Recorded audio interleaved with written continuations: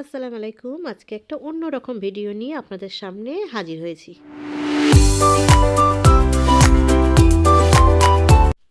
আজ আপনাদের একটা নতুন রকমের রেসিপি বানিয়ে দেখাবো। নতুন বলতে গেলে অনেকেই হয়তো করেছেন, বানিয়েছেন, কিন্তু এটা আমি আমার মতো করে বানিয়েছি। তো সেই জন্যই ভাবলাম আপনাদের সঙ্গে একটুখানি শেয়ার করে নিই। আর আমি কিন্তু প্রফেশনাল না এই সমস্ত দিক দিয়ে, তাহলে যদি ভুল টুল হয়ে থাকে একটু মাপ করে দেবেন। আর দেখতে থাকুন, ভালোই লাগবে। আর যারা যারা আমার চ্যানেলে নতুন আছেন প্লিজ সাবস্ক্রাইব করে দেবেন, লাইক করে দেবেন অ্যান্ড শেয়ার করে দেবেন। তাহলে চলুন তাড়াতাড়ি করে রেসিপিটা স্টার্ট করা যাক। কড়াইটা গরম করে নিয়ে তার মধ্যে একটুখানি তেল দিয়েছি, বেশি না। এই তেলটার মধ্যেই আমি পুরো রান্নাটা করব, আর তেল দেব না। এখানে পেঁয়াজগুলো কেটে নিয়েছিলাম, সেই পেঁয়াজটা দিয়ে একটু বেরেস্তা করে রেখে দেবো, নামিয়ে দেবো আর কি। তো এখানে পেঁয়াজটা ভাজার সময় আপনারা কেউ চাইলে যদি তাড়াতাড়ি করতে চান তাহলে এর মধ্যে একটুখানি চিনি দিয়ে দেবেন, দিলে তাড়াতাড়ি লাল লাল হয়ে যাবে। কিন্তু আমি দিইনি, এমনি এমনিই লাল লাল করে নিয়েছি, একটু টাইম নিয়ে ভেজে লাল লাল করে ফেলেছি, কারণ চিনিটা আবার এই রেসিপিটার শেষে গিয়ে একটু দিতে হবে, তো আবার এর মধ্যে দেব, সেই জন্যই এখন স্কিপ করে গিয়েছি। তারপর পেঁয়াজগুলো তুলে তার মধ্যে ফুলকপিগুলো দিয়ে দেবেন। অবশ্যই ফুলকপিগুলো গরম জলে একটু ভাবিয়ে নেবেন, কিন্তু আমার হয়নি, যেহেতু তাড়াহুড়ো ছিল, তাই না ভাবিয়েই আমি এমনি দিয়ে দিয়েছি কড়ার মধ্যে, ধুয়ে পরিষ্কার করে। তার সঙ্গে আলুও দিয়েছি। আলু আর ফুলকপিটাকে ভালো করে নেড়ে চেড়ে একটু লাল লাল মতো করে ভেজে নেবেন, নইলে পরে এই ফুলকপিটা ডাইরেক্ট ওই রেসিপির মধ্যে দিলে, মানে যে রাইসটা আমি বানাচ্ছি তার মধ্যে দিলে গলে নষ্ট হয়ে যাবে। সেই জন্যই একটু আর কি ভেজে লাল লাল করে নেওয়া, আর দেখতেও ভালো লাগবে, খেতেও ভালো লাগবে। পাশে তো আমি বেরেস্তাটা রেখে দিয়েছি, দেখতেই পাচ্ছেন। চলুন ফুলকপিটা লাল লাল হোক।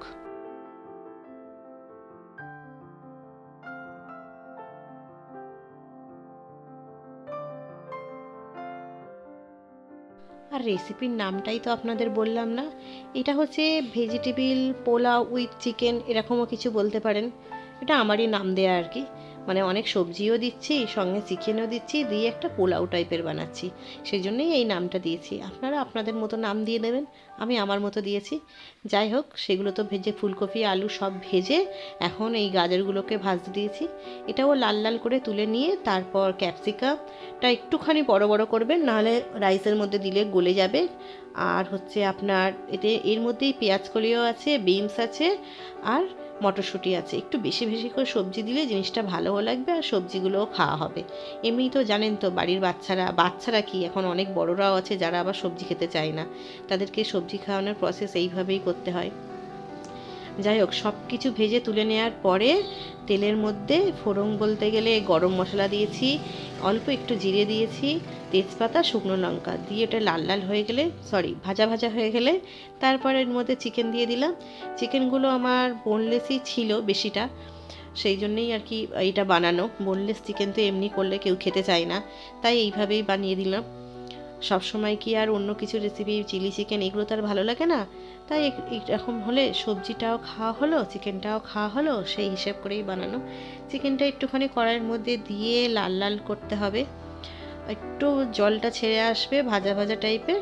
তারপর আপনি ওই তো পেঁয়াজের পেস্ট, পেঁয়াজ, কাঁচা লঙ্কা, টমেটো, আদা রসুন, এইগুলো কাঁচা লঙ্কাটা অবশ্যই যে যার স্বাদ অনুযায়ী দেবেন, যে যেরকম খাবেন, সমস্তটা পেস্ট করে এর মধ্যে দিয়ে ভালো করে নেড়ে চেড়ে কষাতে হবে।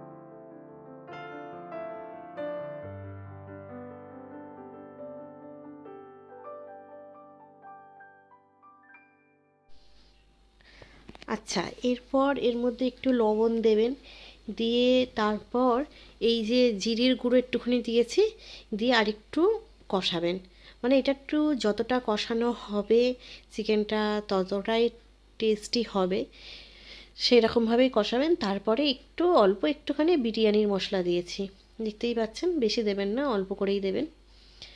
অল্প একটু বিরিয়ানির মশলা দিয়ে আবারও এটাকে ভালো করে কষিয়ে নিচ্ছি, বেশ ভালো করে তেল ছাড়বে, তারপরে এর মধ্যে চালটা দেব।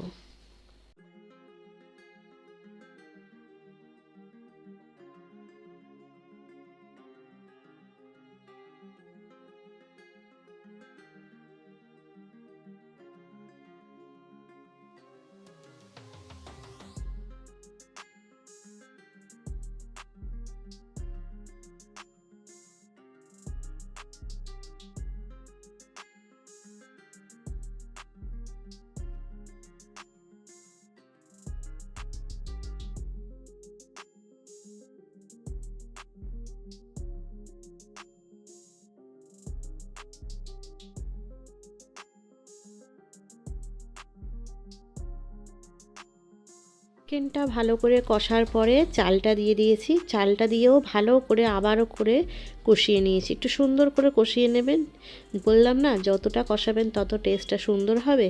একটু টাইম লাগবে, কিন্তু এরকমভাবে একটু ধৈর্য ধরে করলে খেতেও জিনিসটা ভালো হয়। তাই কষিয়ে টষিয়ে নিয়ে তারপর পরিমাণ মতো একটু জল দিয়েছি। জলটা একটু আন্দাজ করে দেবেন, যাতে মানে ভাতটা আর কি ঝরঝরে টাইপের হয়, সেই হিসাব করেই দেবেন। তো সেরকমভাবে দিয়ে আবারও একটু ভালো করে নেড়ে চেড়ে দিচ্ছি, দিয়ে এর মধ্যে এবারে সবজিগুলো অ্যাড করব।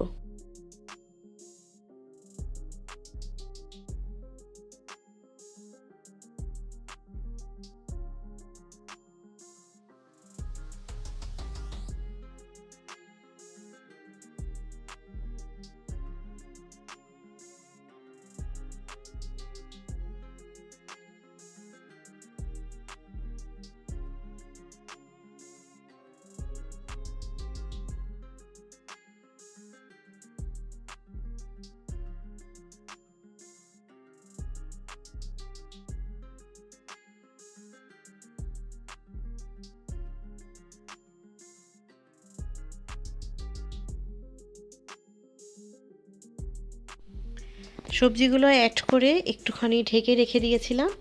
তারপর এই যে ভাতটা মোটামুটি আপনার কি বলবো 90% হয়ে গিয়েছে।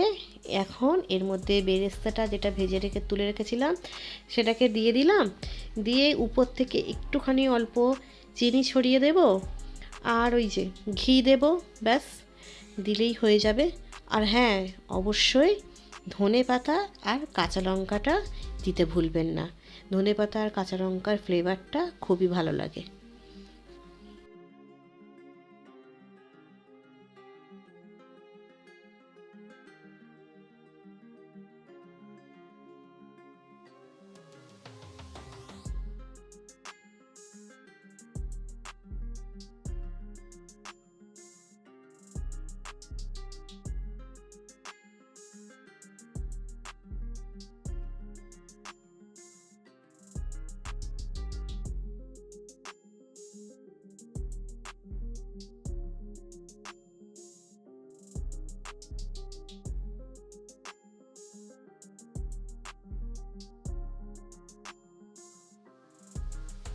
ধনেপাতা কাঁচা লঙ্কা দিয়ে আমি এটাকে মিনিট 10 মতো আবারও ঢাকা দিয়ে রেখে দিয়েছিলাম।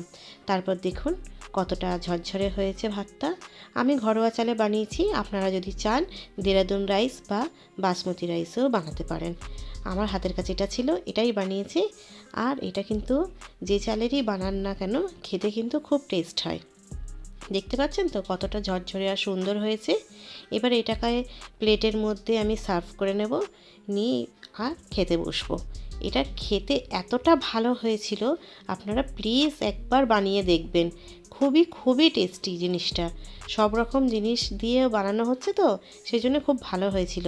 আর এটা খেলে তো মোটামুটি সবজি মাংস সবই খাওয়া হচ্ছে, টাইমটাও বাঁচছে আর তাড়াতাড়ি এটা হয়েও যাচ্ছে। তাহলে আজকে ভিডিওটা একটুখানি, যদি আমার ভিডিও ভালো লেগে থাকে প্লিজ লাইক কমেন্ট শেয়ার করবেন, যাতে আমি আরও ভালো ভালো ভিডিও আপনাদের সামনে নিয়ে আসতে পারি। সবাই ভালো থাকবেন, সুস্থ থাকবেন আর হ্যাপি থাকবেন।